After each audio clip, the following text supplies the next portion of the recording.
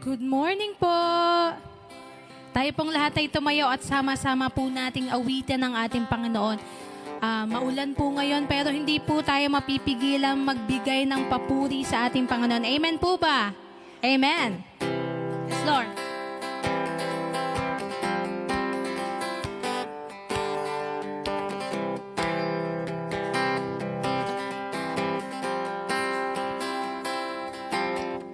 Jesus, ikaw ay mabuti sa lahat ng panahon. Di ka nagpapago. Yes, Lord. Dapat kang ang tunay. Kaya naman ang puso ko'y nagpupuri.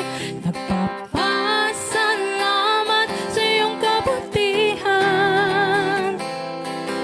Sa iyong kahabagan. Sa biyaya. Sa biyaya mo lamang ako nabubuhay. Sa biyaya mo lamang ako nakakapagpuri. Sa biyaya mo lamang ako kumakapit. Ang lahat nito'y biyaya mo sa amin. Yes, Lord.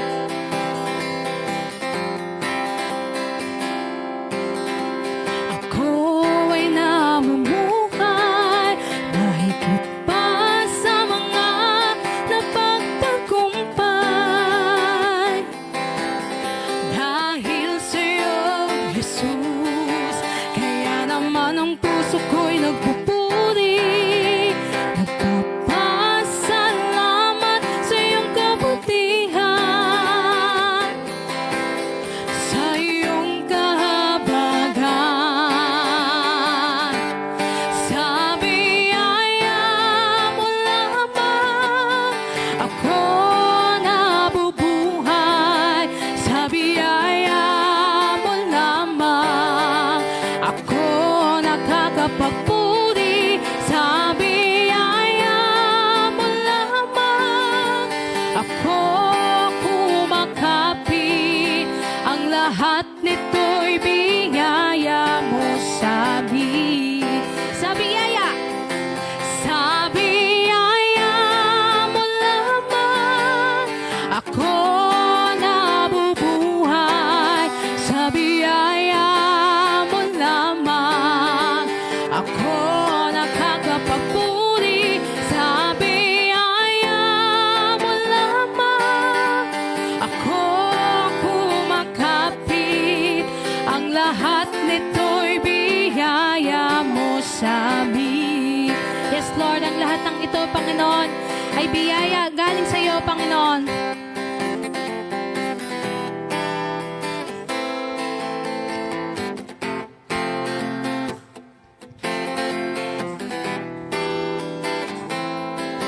Sasayaw sa tuwa at pasasalamat.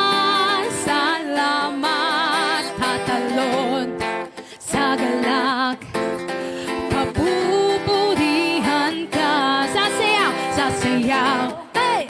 Sa tuwa at pasasalamat. Tatalon sa galak, papupurihan ka. Sasayaw, sasayaw sa tuwa at pasasalamat. Tatalon sa galak, papupurihan ka. Papupurihan ka. Sa biyaya mo lamang ako nabubuhay. Yes, Lord. Sa biyaya mo lamang ako nakakapagpuri. Sa biyaya mo lamang ako kumakapit. Ang lahat nito'y biyaya mo sa amin. Sa biyaya mo. Sa biyaya mo lamang. Yes, Lord. Sa biyaya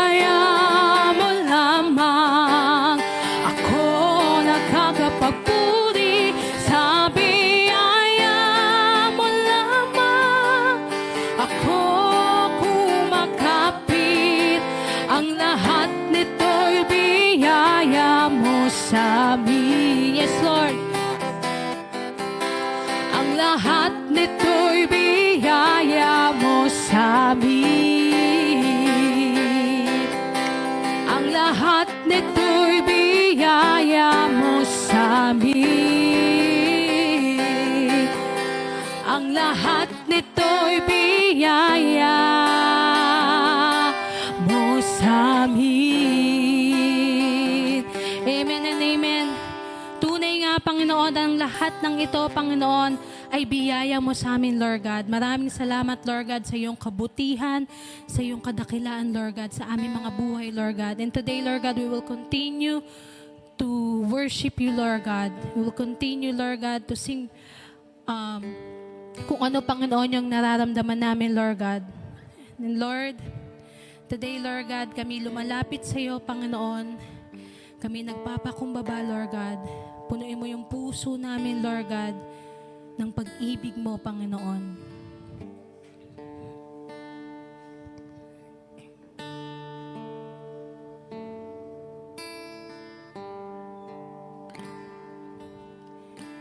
Ang tinig mo ay aking hanap-hanap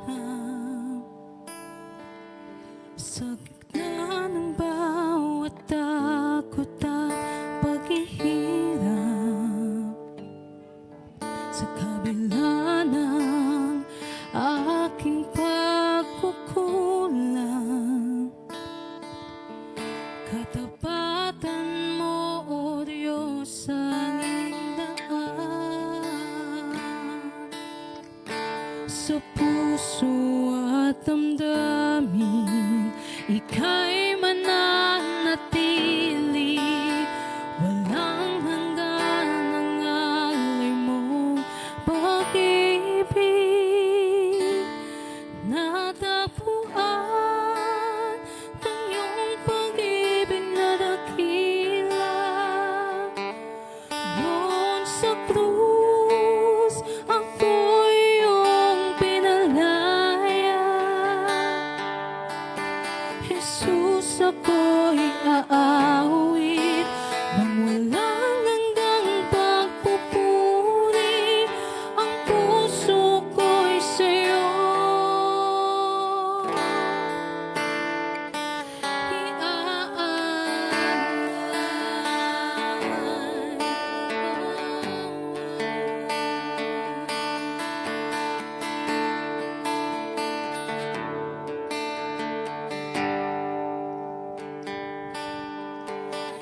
Panginoon, ikaw ang kaagapay.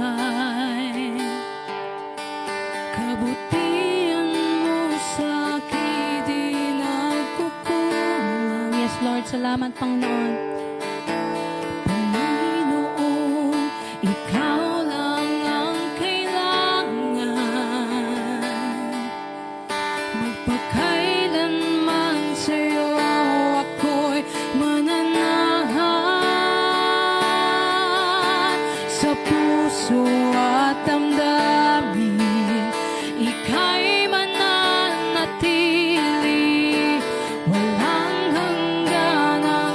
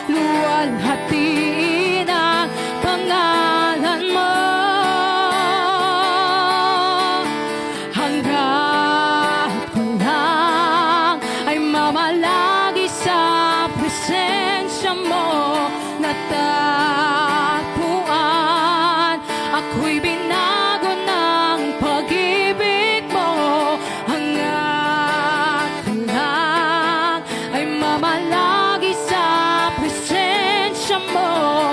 Luwalhatiin ang pangalan mo. Natagpuan ang iyong pag-ibig na dakila. Yes, Lord.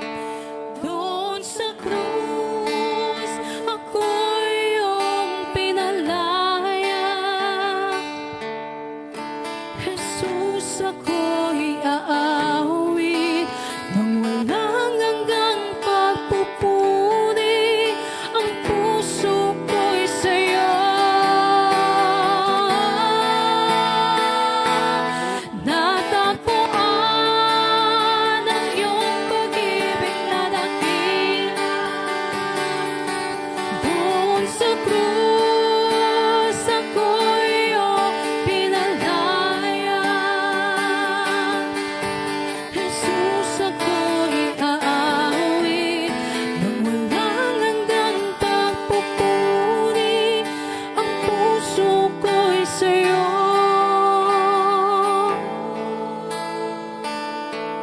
Natagpuan ng iyong pag-ibig na dakila. Doon sa krus, ako'y iyong pinalaya. Jesus, ako'y aawit nang walang hanggang pagpupuri. Ang puso ko'y sa'yo.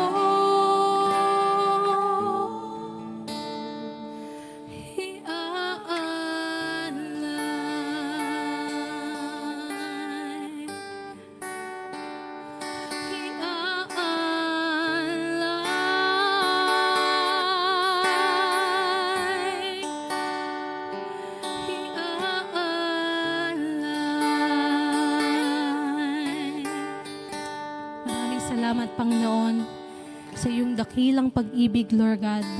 Pag-ibig na tumubos sa aming mga buhay, Lord God. And today, Lord God, pinapasalamatan ka namin, Lord God, sa iyong kabutihan, Panginoon, sa aming mga buhay, Lord God. Lord, kung may man, Panginoon, ay natakot, Panginoon, sa mga nangyayari sa mundong ito, Panginoon, remind us, Lord God, that you are always with us, Panginoon. Lagi kang nasa aming tabi, Panginoon. Maraming salamat, Lord God, for your agape love, for your faithfulness, for your mercy in our lives, Panginoon. Maraming salamat, Panginoon. Walang hanggang pasasalamat ang aming binabalik sa iyo, Panginoon. We give back all the praises, the honor, and thanksgiving that you deserve alone. In Jesus' name I pray. Everybody say, Amen. Amen.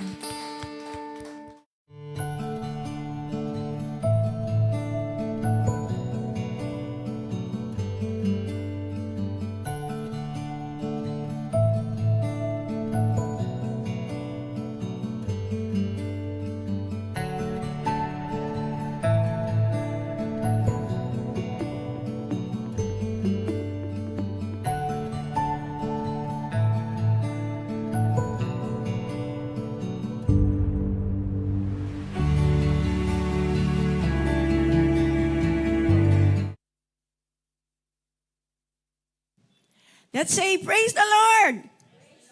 Purihin po natin ang Panginoon Diyos. Tunay na siya ang mabuti at laging mabuti. Ang ating pong laging hangad ay siya ay ating papupurihan. So magandang umaga po sa lahat at salamat po sa Panginoon sa lahat ng biyaya at pagpapala. Pakitapik po ang inyong katabi. Praise God, nandito ka. Dahil atin pong nasabi, ako'y nagagalak nang sabihin nila, tayo ay dumako sa tahanan ng Diyos. Wow, it's a great blessing. Na tayo po ay, yan po yung biyaya ng Diyos, na tayo po ay may buhay, kalakasan, at wow, nakakalakad po tayo. Okay, ano pa po?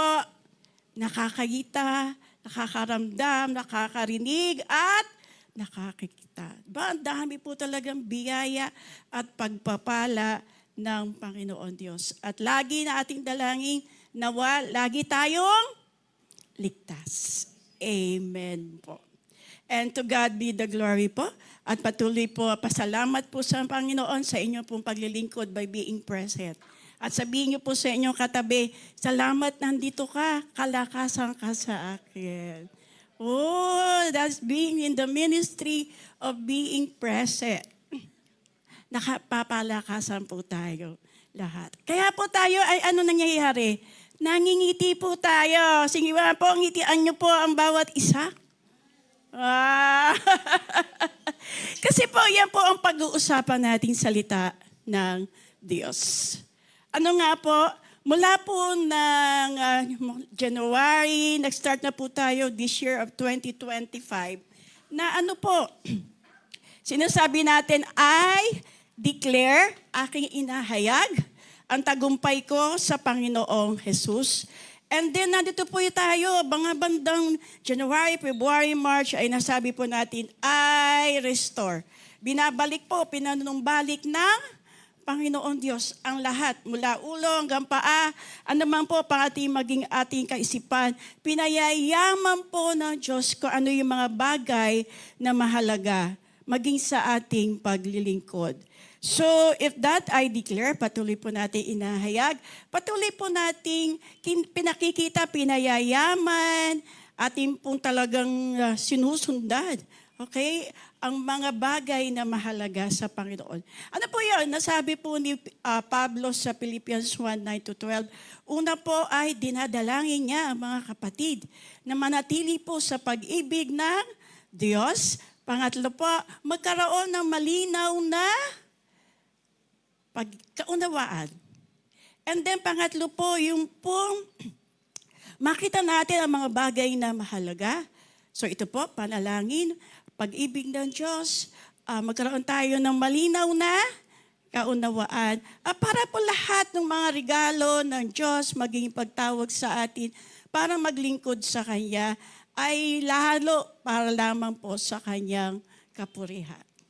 Kaya giving glory to God sa lahat po ng mga ginagawa, pagpapala ng Panginoon Diyos, tayo po ay nananatiling ligtas at lalo na po sinasabi dito sa araw ng Panginoon na hindi po natin alam, okay, ay nakita po natin doon isang bagay na mahalaga, yung paghahanda po sa kinabukasan.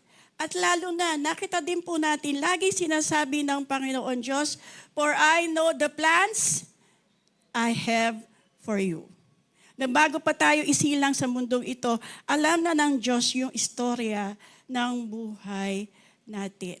Kaya kalaki po nun, mga plano, mga kinabukasan ng Panginoon Diyos. At ano po ang sabi ng Diyos na makapangyarihan, ang Diyos na nasa lahat ng dako, ang Diyos na nakakaalam ng lahat ng bagay, at lalo na ang Diyos na laging mabuti. Tunay nga po, kaya po inaawit natin kanina. Ang sarap po, no? Sa biyaya mo lamang ako nabubuhay. At po, blessing natin ay tayo po ay laging ligtas. Kaya to God be the glory po. And then pagdating po nung April ay atin po nilunsad, the best deal of your life. Ito yung pinakamagandang alok sa buhay natin. At yung alok na yon ay magkaroon tayo ng relasyon kay Kristo. At tunay na yan po ang pinakamaganda, lalo natin ihayag. Ano nga po ba? I declare my relationship to Jesus. Okay?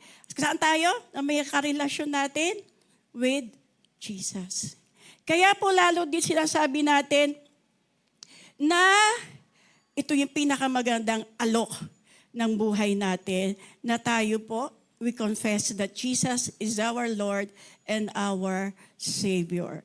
And then lalo na, dahil nga po, yung isa sa mga bagay na mahalaga, ay sinabi ni Pablo, na lahat ng mga pinagdaanan ko ay inyong na-witness dahil para sa kailalaganap ng mabuting balita.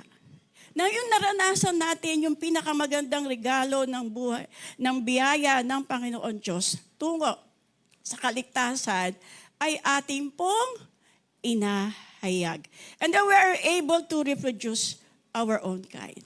Our identity is in Christ. At ano po yung ating pinakakalat? To have that identity in Christ. Kaya di sinabi po, I embrace. Lalo na pag niyayakap natin, hindi lang po natin nakikita sa malayo. Talagang niyayakap natin. Yung makita natin, pag niyakap natin, sobrang lapit na. No? Lalo na sa puso natin ang Panginoong Diyos. And then with this our anniversary, ay sinasabi nga natin, faithful and fruitful. Nakita po natin yung katapatan ng Panginoon Diyos at kung paano tayo sa paghahayag ng mabuting balita tungkol sa kaligtasan out of love. Kaya na doon, talagang nilakipan tayo ng pag-ibig ng Diyos. And with that, ay lalo po talagang umaapaw ang pag-ibig ng Panginoon Diyos that we cannot help but share the love of God. And that's being faithful, na nanatili tayo, we're still abiding and yielding to our Lord God. And then, namumunga tayo. And then, ngayon po, the latest sa last 2 months is I uplift. Tinataas natin ang Panginoong Diyos. Na ano ang sinasabi natin? Pagtataas, pagpupuri sa Panginoon Diyos na si Jesus ang lahat sa atin. Atin po ideklara. Kaya po laging may I. That is ownership. And that is a declaration. Kaya po sa serye na laging may I, it is really the ownership. Ako. It's really very personal. Ako mismo, saan nanggagaling? Mula sa Panginoon, papunta sa akin, papunta sa iba. Para maranasan po nila ang pag-ibig ng Diyos. And for this month, for these 2 months, for November until December, is that ang ating pong tema ay I delight. Ako ay nagagalak. At may kasunod po niyan. Anong klaseng kagalakan? Is a genuine fulfillment in Christ. Tunay, pag sinabing genuine, talagang parang wagas, sakdal, 100%. Pure, hindi contaminated. Talaga sabihin natin legit. Na ano po? Fulfillment in Christ. Kaganapan kay Kristo. So I delight, and that will be our title for today is Contentment in Christ regardless of circumstances. Pag sinabing contentment, parang kontento na, nasisiyahan. And then, kanino po? Kay Kristo, regardless of circumstances. Sa anumang mga pangyayari. And that is really contentment in Christ. And then, sinabi po, in contentment in Christ, is that, ay masasabi po natin, kunin po natin, bawat isa, is that I delight. Ano po meaning nung delight? Okay? So, pag sinabi po nating nagagalak, ako sa Panginoon. And then, ang salita po ng Panginoon Diyos is in, alam natin, kaya po ang pangalan ng prayer garden natin is Delight in the Lord. Prayer garden. Okay. So delight means, in Psalms 37 verse 4, delight thyself in the Lord, and He will give you the desires of your heart.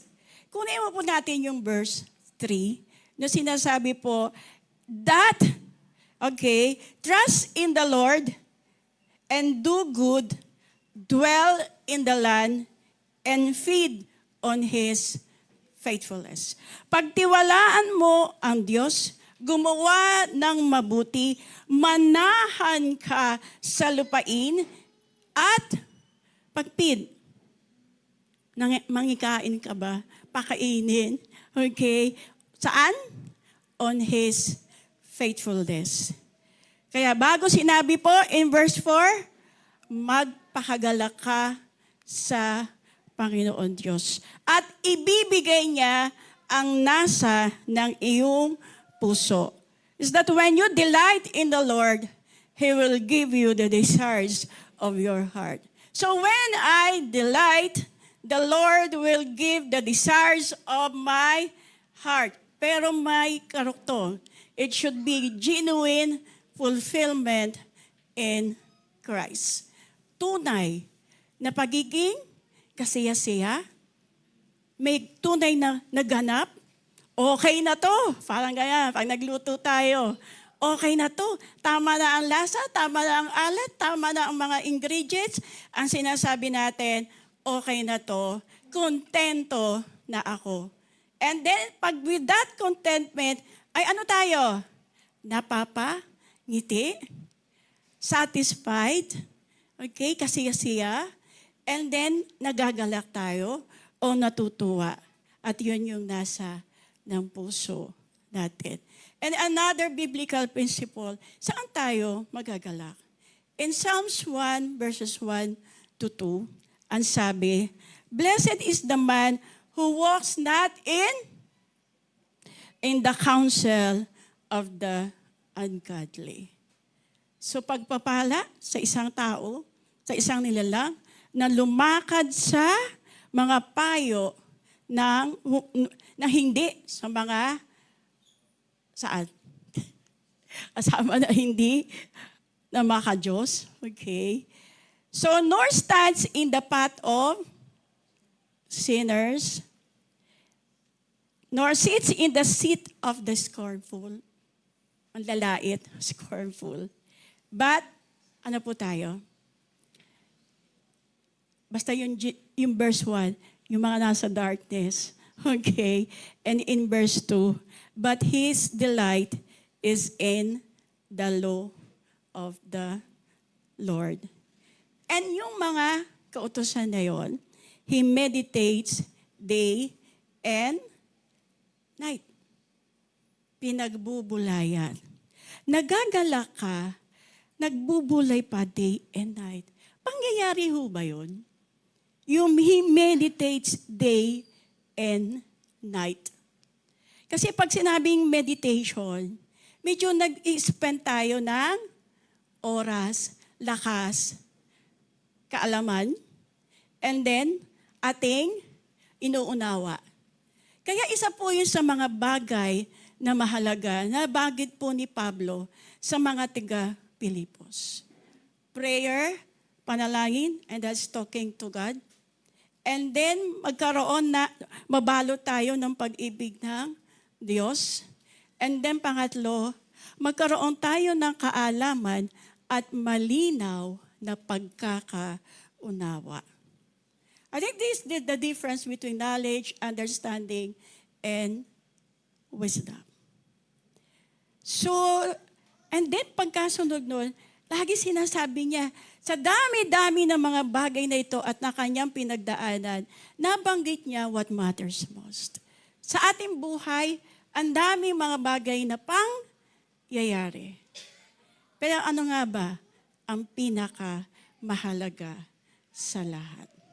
Nagagawa natin, in Him we live and have our being. Pero ang endpoint natin, lahat na ito is to glorify God. So napakahalaga po ng paalala ni Pablo na sinasabi po, do everything that makes you happy? No. Do everything that glorifies God. Lahat po yan. Do what makes you happy? Temporary lang po yan kasi ang happiness depende po sa pangyayari. Pero iba po yung kagalakan. Iba po yung kapayapaan. Na regardless of any mga pangyayari, sitwasyon, damdamin natin, kaisipan natin, for one thing, that our endpoint is to give glory to God. Paano sinasabi din? Simple lang. For everyone, for all of us, for all have sinned and come short of the glory of God. Yun lang yun. Yan yung Psalms 1, verse 1. Pero ito po yung solusyon ng Panginoon Diyos. Kaya for all of us fall short of the glory of God. Pero ang sinasabi, and the sinasabi po, for the wages of sin is death, kamatayan. Pero ang sabi, may buhay na walang hanggan kay Kristo. So do what? Not just to make you happy. Yan po yung sinasabi natin, contentment in Christ regardless of the circumstances. So do what that not makes you happy, kaya that glorifies God. Kaya yan po yung pinagmulan. I delight where? Sinasabi po natin, tunay na kaganapan kay Kristo. Kayo tayo magagalak.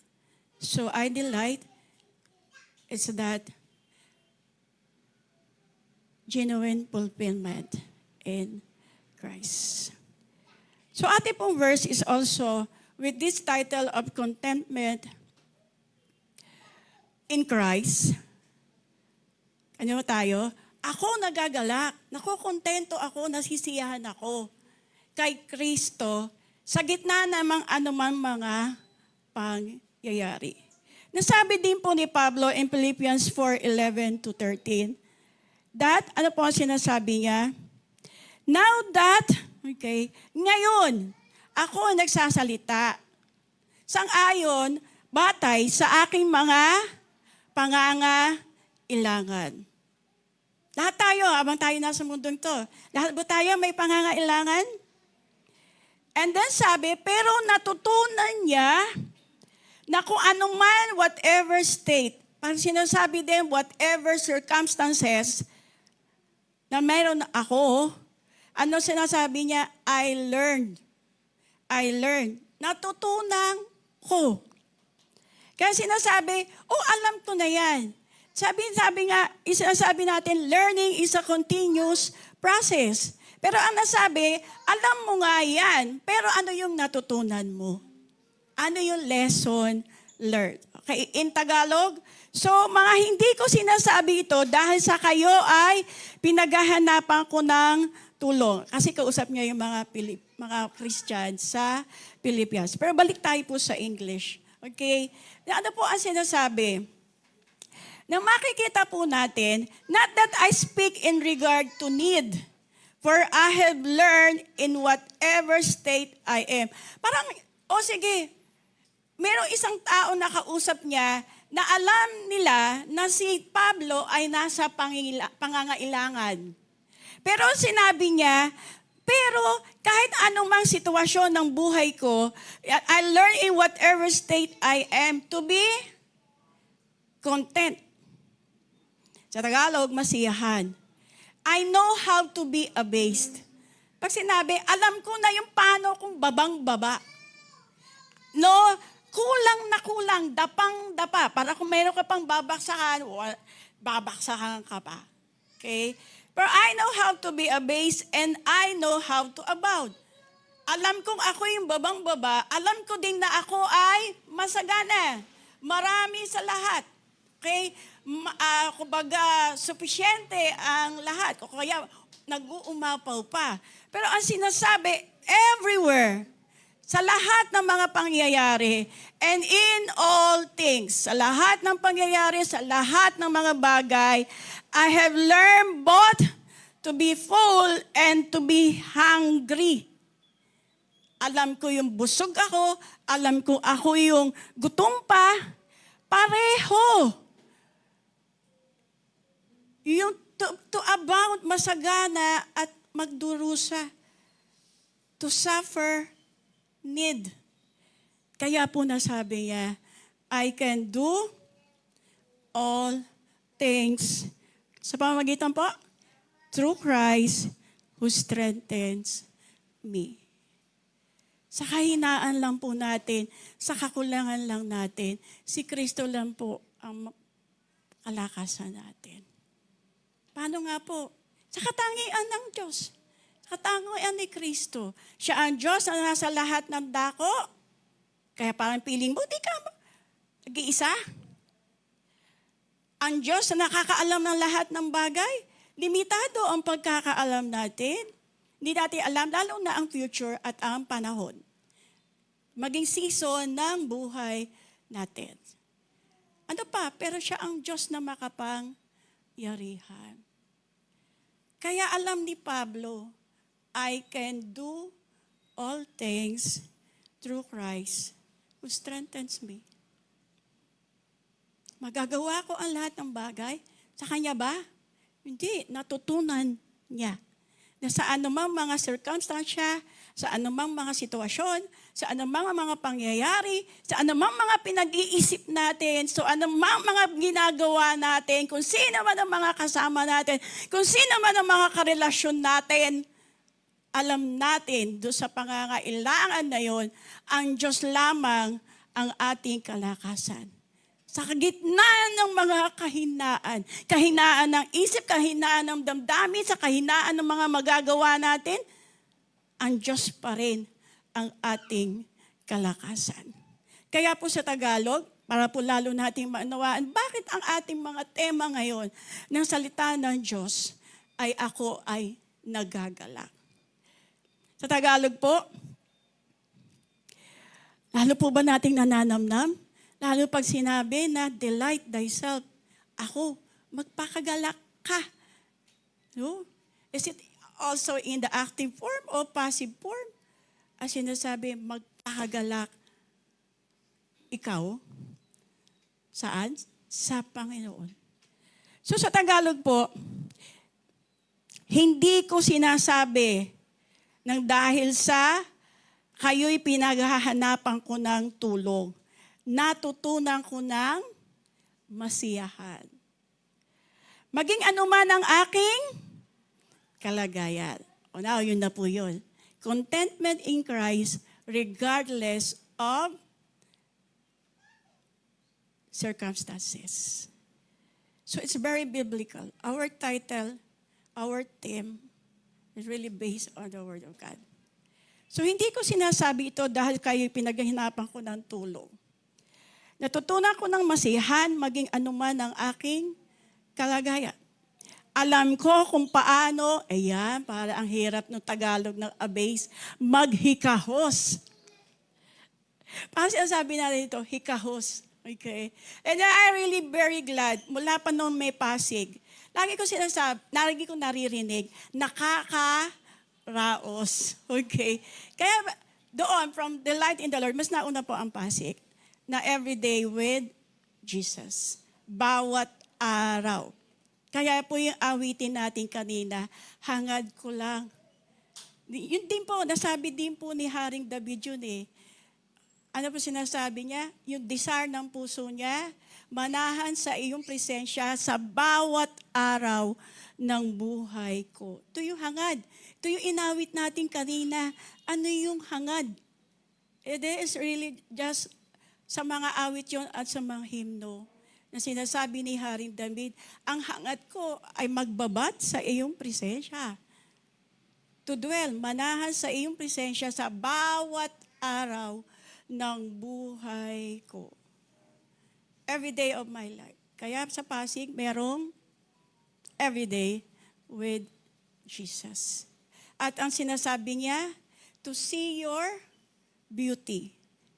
To dwell in your presence, talaga naman sobrang ganda ng Panginoon Diyos. Talaga makikita mo His glory. Kaya sinasabi, in the beauty of your holiness. Kagandahan ng iyong kabanalan. Siyempre, magniningning ka is full of light. And then sinasabi niya, at lagi gusto ko mag-usisa sa iyong templo. Yun yung verse 2 uli. Na sinasabi na I delight in your law, and in thy law, I meditate it day and night. Mula din sa puso ng isang hari na sinasabing a man gives after an own heart, pero nagkasala din yun. Pero nakita niya na siya pa rin ay nagagalak sa Panginoon Diyos. In the book of Psalms, makita niyo, bakit Psalms 37 verse 4 and in Psalms 1 verse 2, sa unahan po lagi, pagpupuri sa Panginoon, pagkilala sa Panginoon, bandang gita, nandun na yung mga sentimento, nandun na yung mga abasement, nandun na yung mga sentimento, but in the end, natutunan din kasi ni Haring David, kilala niya ang Diyos. Kaya din sinabi din po ni Pablo in the New Testament, alam ko kung paano maghikahos, alam ko rin kung paano managana. Kaya blessing din po talaga pagpapala po ng Panginoon Diyos sa lahat ng bagay. Kasi meron tayong natutunan. Natutunan ko na ang sikreto. Kung paano masiyahan sa anumang kalagayan sa buhay. Anumang kalagayan. Alam kong marami tayong mga pinagdadaanan. Kasi talagang, so this really our tema na salita ng Panginoon Diyos. It's all about our relationship with Jesus. For Jesus and through Jesus. And then makikita din po natin, maihaharap natin ang ating sarili sa Panginoon. Siyempre, saan tayo may real talk? Yung from the heart. Na honest tayo sa Diyos. Di ba? Pag sinasabing naghihikahos. No? Kasama pa yung iyak at tulo na sa sipula ilo. Di ba? Parang talaga tapang-daba ka. Pero natutunan ni Pablo. Kasi sa dami ng pinagdaanan niya, kayo ba naman, ma-persecute na shipwreck pa, munting pa anuhin ng ahas. Okay, di ba? So, lagi siya nasa bingit ng kamatayan and persecution. Di ba? Siyempre, pag may sakit tayo, pero ang hirap pag tinutuligsa. Hirap sa loob nyo na. Di ba? Pag misunderstood, and then pag nabash ka pa, okay? And then, para kung di mo yan natutunan kay Kristo, bago niya nasabi, in verse 13, ang lahat na ito, in every circumstances, kasi natutunan niya. At inulit niya. Ang lahat na ito yung magagawa ko dahil sa lakas ng kaloob sa akin ni Kristo. Yun yung nakita ni Pablo din sa mga sulat niya, sa mga tiga-Pilipos. Yung mga kaloob ng Diyos sa atin. Kasama na yung biyaya at pagpapala. Kaya, pakita po natin, there's a big difference between knowing God and knowing about God. Kilala mo ang Diyos, pero dapat marami tayong alam tungkol sa Diyos. At pag kilala natin ang Diyos, may lakas tayong maglingkod sa Kanya. You see, worship is service.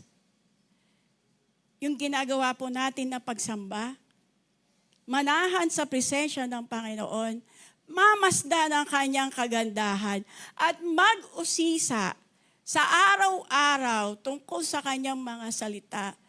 This is really a gift from God, really motivating us to serve Him. Lalo na the boldness. Nagkakaroon tayo the confidence to share Him. Kaya din nasabi ni Pablo in Philippians 1 verse 12, alam niyo na yung mga pinagdaanan ko, pero para saan? Sa ikalalaganap ng Ebanghelyo. At ano po ang bonus na yan? And contentment in Him. Lagi po tayong may natututunan. Minsan nga, pag nasasabi ko, Lord, I failed you. Kung may exam ngayon, ako, sorry Lord, baksak ako sa exam. Pero natutunan ko. So next time, you do well. Better. Natatransform yung buhay natin. Nababago. Hindi ibig sabihin nun, sabi nga, the greatest teacher of success is failure. Okay? So siguro, the best teacher of contentment is Jesus. That genuine commitment, pagbibigay ng taos-puso sa Panginoon. So po ang sinasabi. So as long as, okay, you know that God is with you, saan? Sa lakbay ng buhay na ito, it doesn't matter who is against you. Pag alam natin, nakasama natin si Jesus, it doesn't matter who is against you. Sa anuman mga pangyayari, tao man, pangangailangan man, kasaganaan man, ano pa? Alam natin, walang magagawa ang kaaway na yun. So, sa dictionary po, ang ibig sabihin ng contentment is that state of being mentally or emotionally satisfied with things as they are. Yan yung pagiging sabi, kontento na ako. Gets na? Alam natin yung nasisiyahan, nagagalak, at iba yung nakokontento ako. Okay? Kasi sa Tagalog, parang nagkakapalit-palit, kasiyahan, kagalakan, ano pa, lugod na lugod, okay? And then pleasure, okay? Pero sa English, medyo parang may mga difference sila, okay? Pero sinasabi po ng Biblia about contentment is being satisfied with what we have, who we are, and where we are going. Kaya po yung sinundan na tema nung nakaraan na buwan, kung inyo pong i-meditate, is that tinataas ko.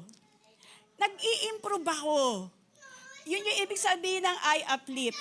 So, becoming better than you used to be. Okay? Natatransform tayo. Kaya pag sinasabi natin, oh, kamusta na kayo? Ang sinasabi natin, pabuti ng pabuti. O, hindi lang physical yung paganda. Siguro, yung puso natin, okay? Na-purify. Diba? So, alam natin, lalo na yung payaman ng payaman. Okay? It's not really money lang. The abundance. Yung buhay. Kasi pangako ng Panginoon Diyos yun eh. Ang buhay, I am the life giver, and you gave it abundantly. Yung kasaganaan ng buhay. Of what we have. Kaya yung I believe Jesus is my everything. If we declare na nababago ako, nai-improve ako, tinataas, pagtataas sa pangalan ni Jesus because Jesus is my everything. And who we are, once we have this relationship with Jesus, our identity is in Christ. And where we are going, saan tayo patungo. Okay? So sa Tagalog po, ang satisfaction ay kasiyahan. Okay? Binanggit sa Tagalog din, sa English, content, kasiyahan din. Pero it is really satisfaction. Okay? Ang satisfaction ay kasiyahan na kadalasan, panandalian. Okay? At dulot ng pagtupad sa isang pangangailangan. O, na-meet. Okay? Lagi ko sinasabi yan, pag gusto kong may kumain, craving satisfied. Okay? Hindi lang yun. Minsan wala akong pagkain sa baba. And then sinasabi ko, Lord, sino kaya magpapadala ng pagkain sa akin dito? Ayoko lumabas, ayoko magluto. Bigla na lang may dadate. Diba? Doon ako nakuta. Okay? Pagtupad sa isang pangangailangan, nakita ko, wow, kilos ng Panginoon Diyos, paano siya sumagot sa prayer? Okay? And then minsan, parang yung halimbawa din, pag tawag natin Jesus, masakit ang ulo ko, ay naku, ganyan. Hindi komportable. That isn't it. Okay? Saan tayo nasasatisfy? Sa kilos ng Panginoon Diyos. And who we are. Who we are in Christ. Nasa pamilya tayo ng Diyos. We are sons and daughters. Jesus is our Lord and Savior. We are sons and daughters. And then ano pa yung relasyon natin sa Panginoon? If Jesus is our Master, He is our King, He is our Lord, we are servants. Matlilikod tayo. Lingkod tayo ng Diyos. Habang ang fulfillment ay katuparan na mas malalim, pangmatagalan, at nararamdaman mula sa pagkamit na potensyal o kahulugan sa buhay.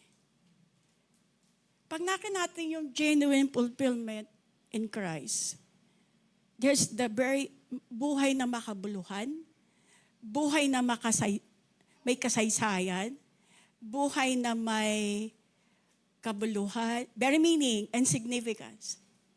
The significance of life, the very meaning of life, the purpose of life well served. Diba? Makikita natin, yun yung kaganapan na yun. Na-fulfill yung lahat ng mga na plano, purpose ng Diyos sa buhay ko. So we rather differentiating satisfaction and then fulfillment. So, sa madaling salita, ang satisfaction ay tungkol sa pagiging kontento sa isang bagay. Kontento ka na, masarap ang luto mo ng pansit, okay na to. Pero samantalang ang fulfillment ay tungkol sa pagiging kontento sa kabuuang karanasan. Katulad po ng sinabi ni Pablo, alam ko kung paano babang-baba, alam ko kung paano maghikahos, alam ko kung paano mamuhay ng masagana, pero ang sinasabi, ito yung pagkakumpleto na isang bagay na mahalaga. And what is that? Ano yung buhay, ano yung mahalaga? Nasabi na nga po ni Pablo sa Philippians 1 na ever January pala, sinasabi natin what matters most. Kasi parang bawat segundo, yung di natin alam, bawat pintig ng puso natin, sinasabi nga natin who we are and where we are going. Kaya nababanggit ko. Minsan hindi ko na masagot ang mga tao pag humihingi ng kaliwanagan tungkol sa salita ng Diyos. Bakit nangyari sa kanya yan? Hindi siya deserving sa ganun. Nasasabi ko lang, ang Diyos tapat.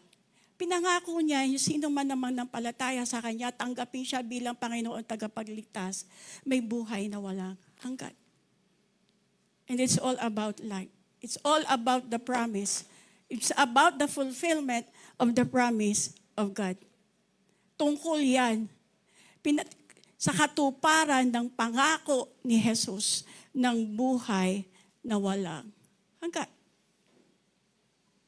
Kaya Jesus is the way, the truth, and the life. Daan? Saan? Saan ka pupunta?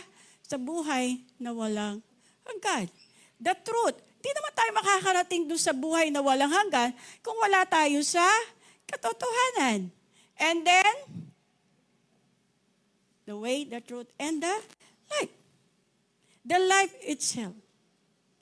And then, kaya po ang sinasabi, kita po natin because sa susunod ng mga linggo, okay, and then another biblical verse is in the 2 Corinthians 12, 9-10.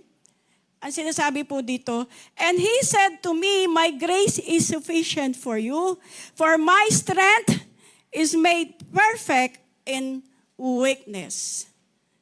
Naligtas po tayo dahil lang po sa biyaya, sa kagandahan ng loob ng Diyos, hindi sa ating mga ginagawa. so that no one could boast.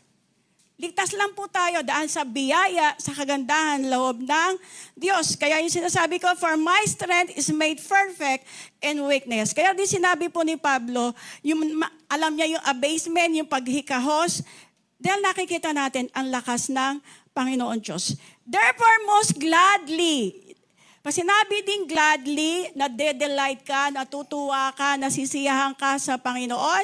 Pero ang sabi niya, ano ang share niya?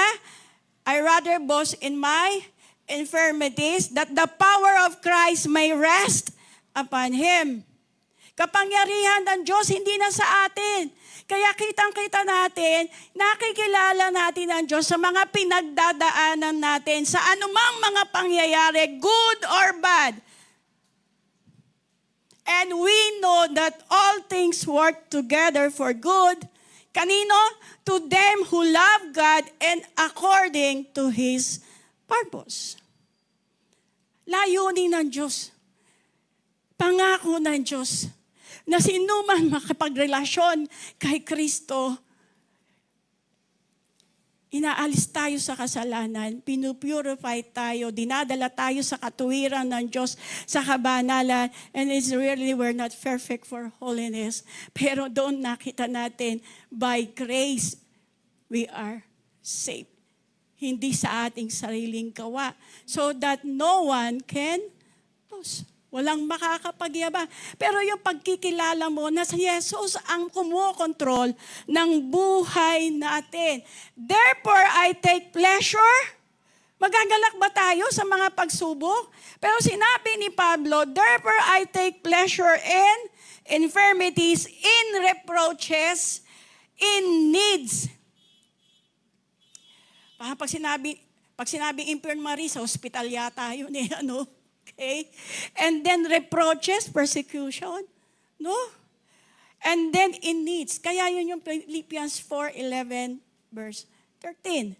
Sinasabing, I can do all things. Yun yung Philippians 4:11, 12, 13. Bago nating sabihin na magagawa ko ang lahat ng bagay kay Kristo na nagpapalakas sa akin, unahin mo muna nating basahin. Makokontento ba? Sino ba nakokontento pag tayo nasa kasalanan? Wala. Kamatayan yun eh. Pero saan tayo masisiyahan? Saan tayo magagalak? Sa Diyos.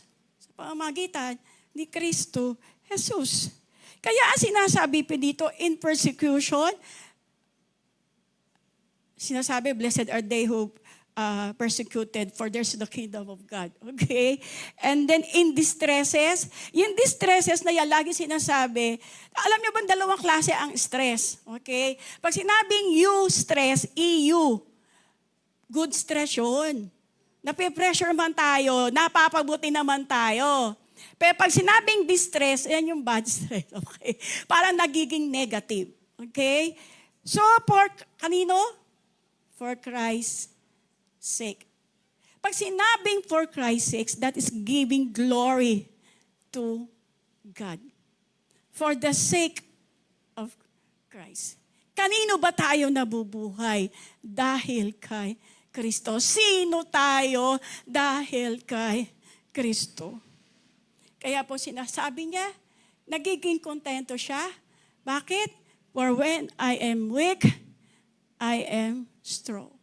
And what's that? That is faith in God. Naligtas tayo sa biyaya ng Panginoon sa pamagitan ng pananampalataya kay Kristo Jesus. And to add, hindi dahil sa aking sariling gawa. And then next slide is that, kaya po sa mga susunod na mga linggo, ito po yung mapapakinggan nyo.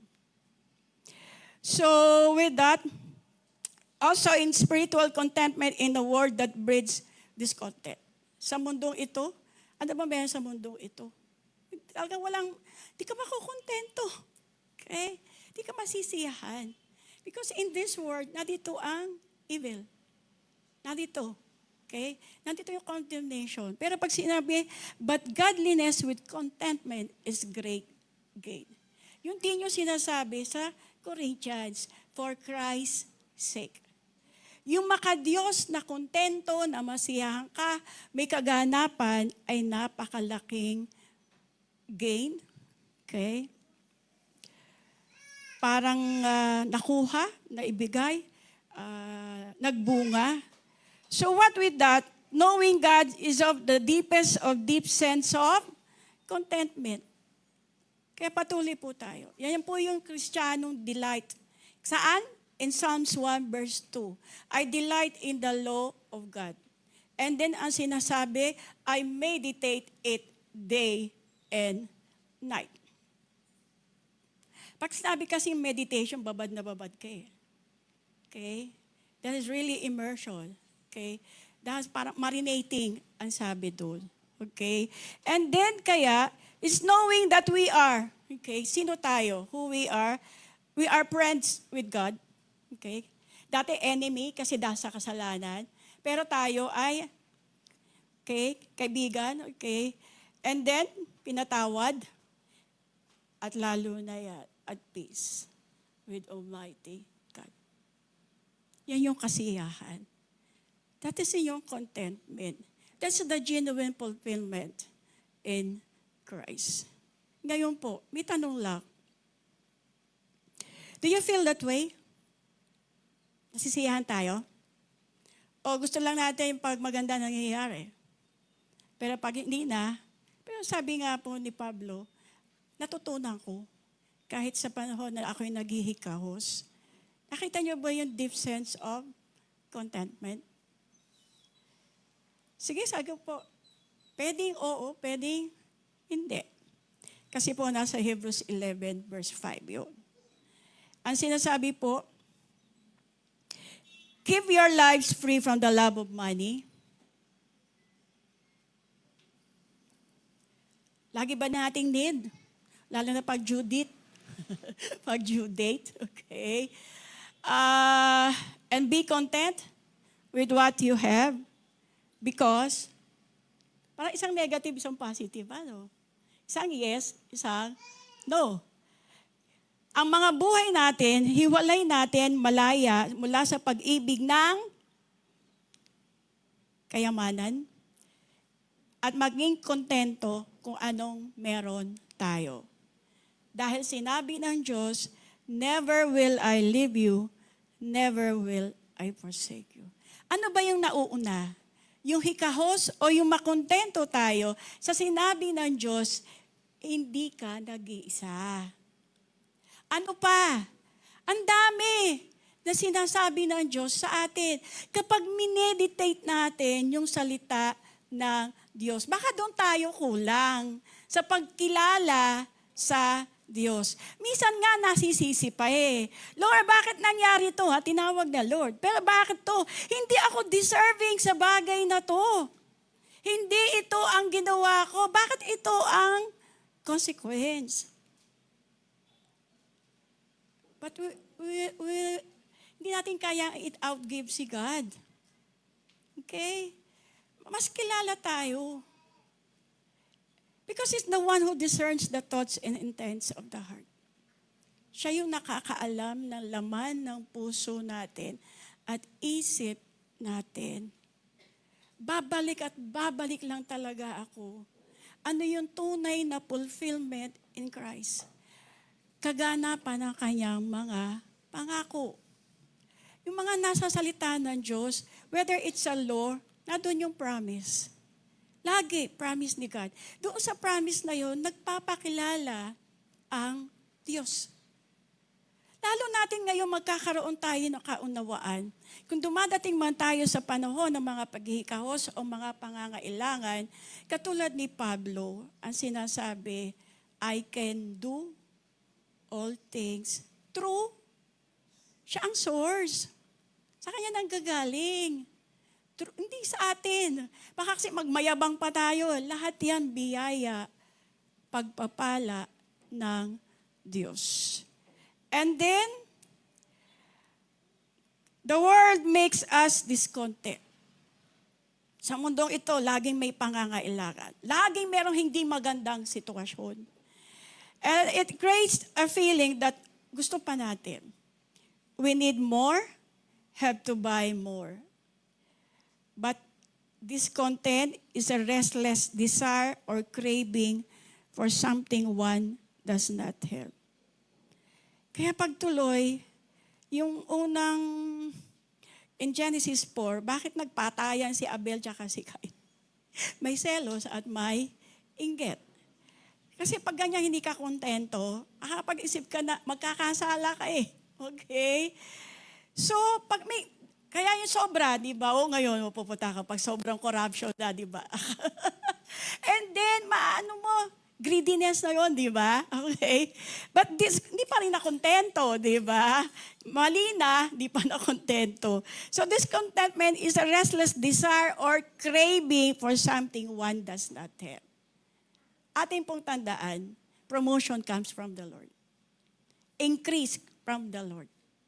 Lahat ng promotion, pag tayo ay naging better, nataas, lahat yun, si Jesus is my everything. Kaya pag sinasabi natin, kamusta ka na? Kaya sinasabi, pabuti na, pabuti. So with that having in mind of knowing God na tinataas natin at nababago tayo, kaya sinasabi in Romans 12:1, in relation to our worship to God, is that I therefore beseech you, brethren, by the mercies of God, sinasabi ni Pablo tungkol sa worship, is that sa pamagitan ng habag, biyaya ng Panginoon, ipresenta natin ang ating sarili, ihandog natin ang ating sarili, holy, pleasing, and acceptable to God, which is our spiritual worship. And then sinabi, be transformed by the renewing of your mind. Do not conform to this world, but be transformed by the renewing of your mind.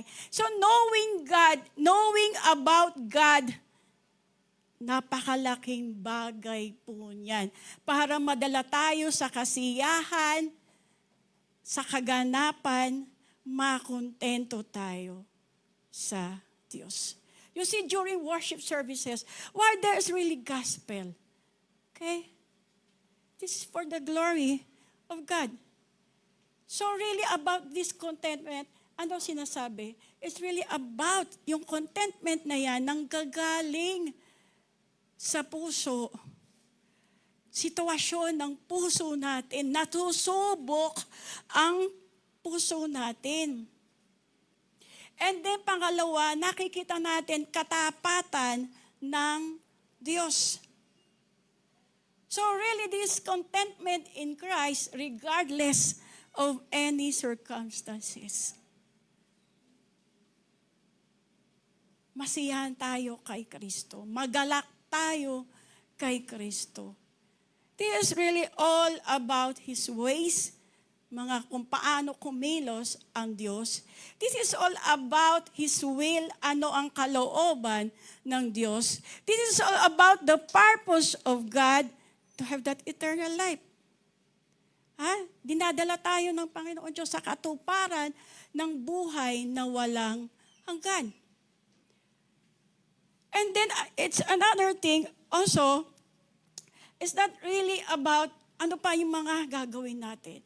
It's the situation of our heart. Natetes, nasusubok talaga. Kaya rin sinasabi na hindi lahat na nagsasabing Panginoon, Panginoon ay, okay? Ano po?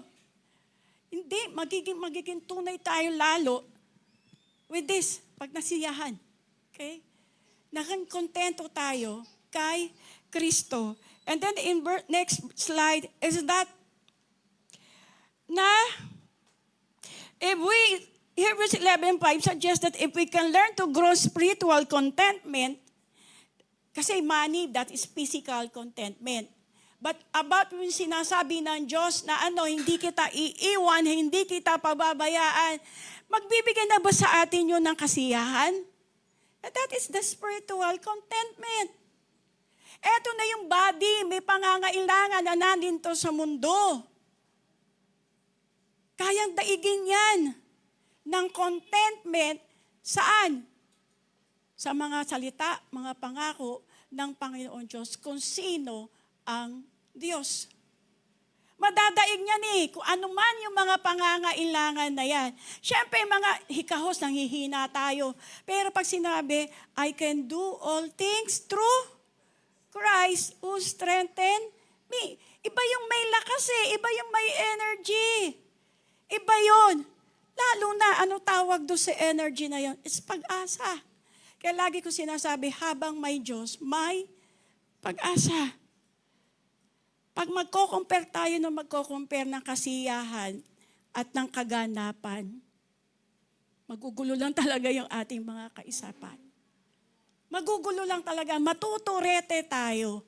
Pero pag sinabi ng Panginoon Diyos in Romans 12:1, I beseech you therefore, saan? Sa pamamagitan ng kahabagan ng Diyos, ihandog natin ang ating sarili sa Diyos na kaaya-aya, banal, katanggap-tanggap, which is our spiritual worship. Lalo na pag sinabi in Psalms, I was glad when they say unto me, let us go into the house of the Lord. Physical, this is the house of the Lord. Magalak. Yun na yun, kalakip na yun May kasamang galak. May kasamang lakas. And with that, pag gusto, may paraan. Pag nakukontento tayo, may paraan. So this is all about the contentment in Christ. Is thy delight. Is regarding about His will, ano kalooban niya, ano yung mga kaparaanan niya, and then lalo sinasabi, His ways are not our ways, His thoughts are not our thoughts. Pero ano yung purpose ng Diyos, and that's because of our eternal life. Makasama natin siya ngayon pa, habang tayo natanggap natin ang buhay na walang hanggan. So contentment should not be governed by one does or does not have. Contentment is, let's all read, contentment is trusting God whatever situation we are in. Kaya contentment in Christ regardless of any circumstances. And I will end with this. Kaya sinasabi niya in Philippians 4:11-12, ulitin ko po. I have learned, natutunan po natin, we know God, and through yung mga laboratory ng buhay natin, sa mga pinagdaanan natin, natuto tayo maging kontento. Kaya sa mga pinagdadaanan natin, tinutulak tayo ng Diyos mag-share ng kanyang salita.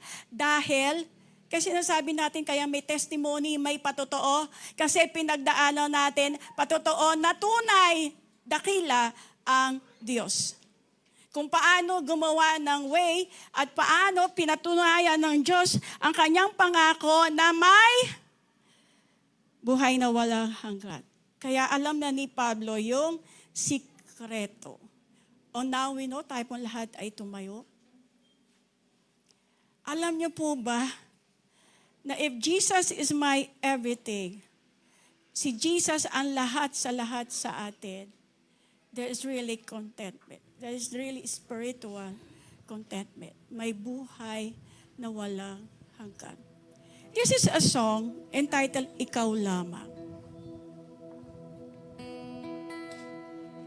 In every lyrics, mababasa nyo, ikaw lang yung nagtiwala sa akin.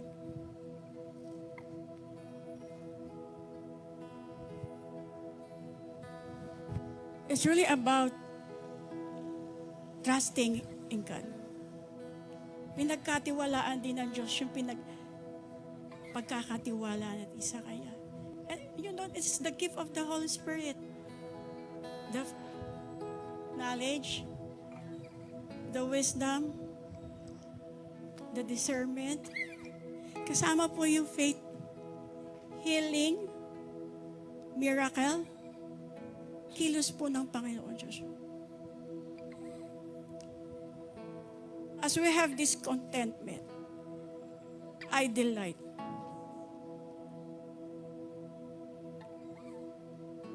There's really satisfaction and there's delight. ang matagalan, mas malalim.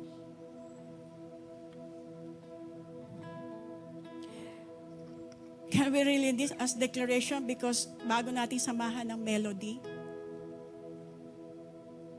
Ang sabi, O Diyos sa kabutihan mo, ako'y naririto upang magpuri sa iyo. You know that the presence, God dwells in the presence, in the praises of His people. Nananahan. As we praise Him, nararamdaman niyo po presensya ng Panginoon? Katuparan ng pangako niya yan na hindi kita iiwan, hindi kita pababayaan. Baka kulang lang tayo sa worship. Nagtitiwala tayo sa sarili natin. Pero lagi natin pagkatandaan, biyaya ng Diyos. Hindi sa atin. When we pray, ang Diyos ang kumikilos. Nagko-confess lang tayo. So sinasabi din, O Diyos sa kabutihan mo. One thing na meron akong gusto ipakita before we sing it from the heart. May sinasabi, ikaw lamang ang nagtiwala sa akin. Gusto niyo bang maging kalugod-lugod tayo sa Panginoon? Huwag na tayo magkasala. Huwag na tayo lumayo. Kasi sinabi niya, I beseech you therefore, brethren, by the mercies of God. Kahabagan, kagandahan loob ng Diyos. Present ourselves holy, pleasing, and that is being contented with God. Pleasing, pleasure, kalugod-lugod, katanggap-tanggap as our spiritual worship. Can we sing it? With delight, na may kagalakan, na may kasiyahan, na may kaganapan.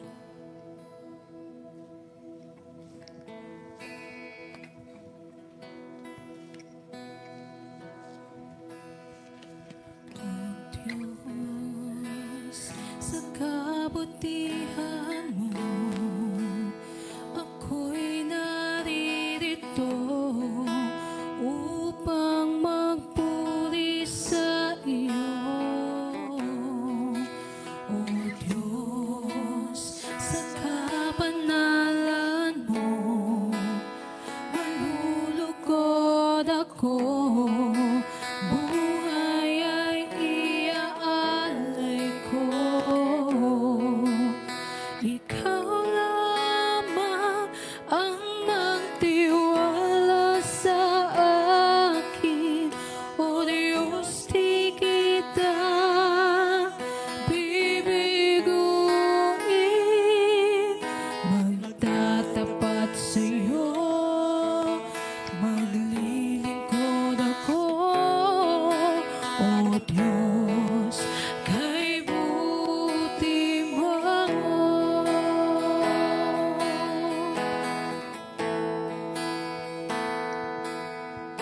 O Diyos, sa kabutihan mo, ako'y naririto upang magpuri sa iyo.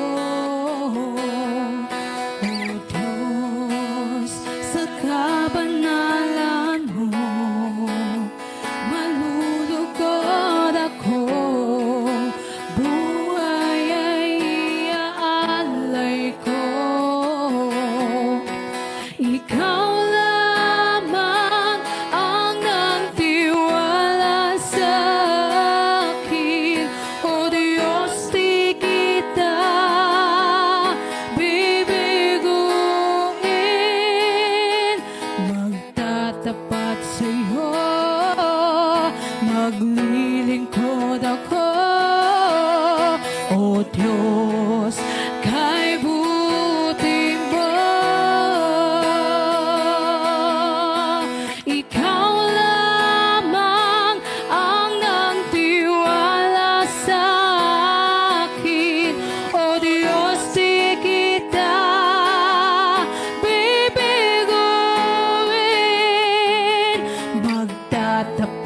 sa'yo, maglilingkod ako.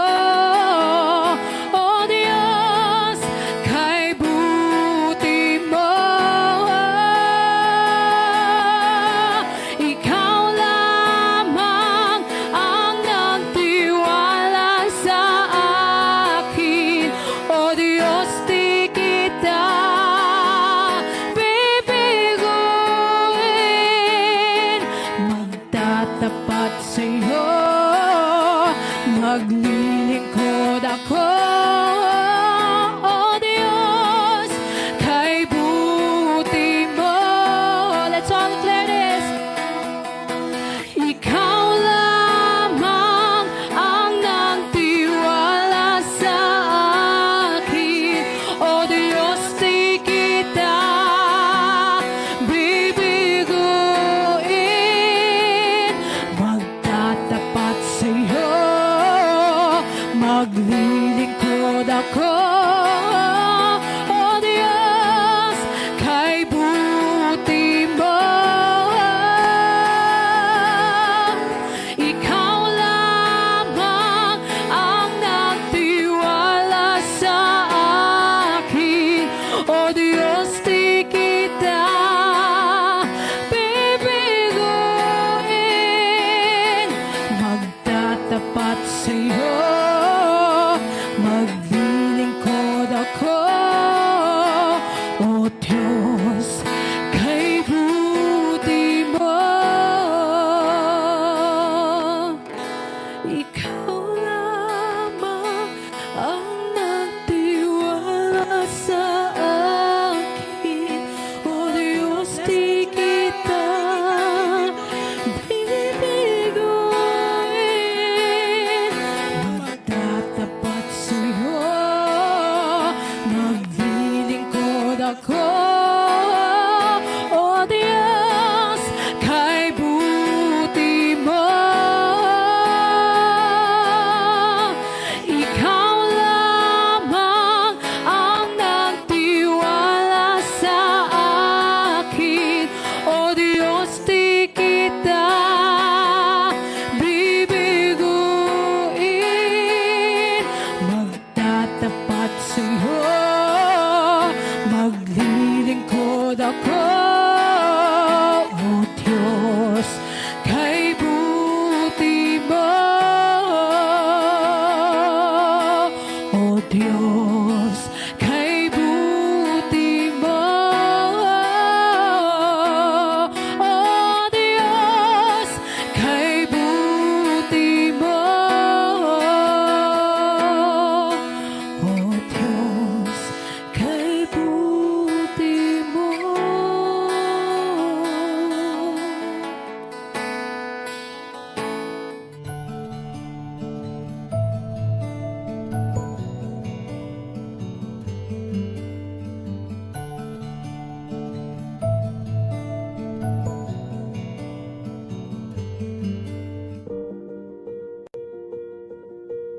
You may send your tithes and love offering to any of the following accounts.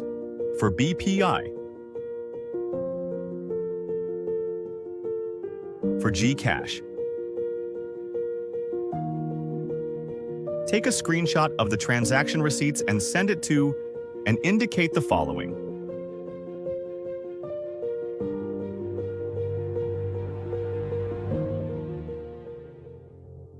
A grateful heart is a magnet for miracles.